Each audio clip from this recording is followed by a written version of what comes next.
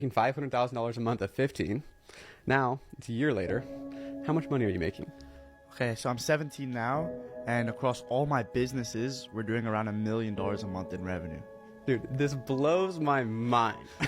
I tell people this in your life, and they just don't believe it. So, the last podcast, you were doing Snapchat shows. Yeah. And you were running it up, and you were just making short form content on Snapchat, and they were paying you ad revenue. Yeah. But since then, you've switched to YouTube, and you've kind of built this entire new system. So what are you doing now? Yeah, so after Snapchat completely died, I had to pivot to something else. I went from making 6 figures a month to pretty much like very low 5 figures, pretty much nothing compared to what I was making. And I'd always had experience in short form. I did Snapchat short form, so now I was going to pivot into something that I was good at, short form again.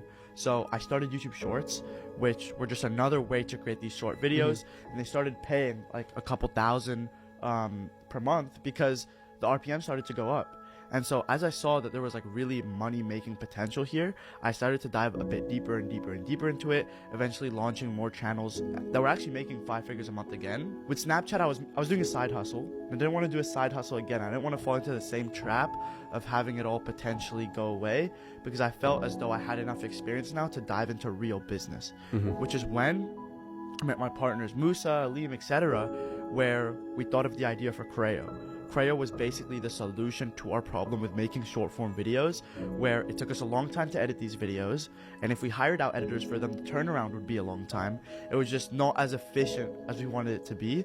So that's when we decided late 2023 to start building this software company out. And that was also whilst I was still running these short accounts.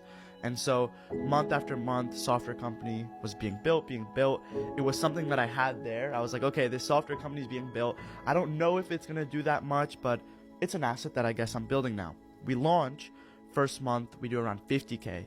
Great money, but obviously I was making 6 figures with a side hustle. Month 2, we make 70K.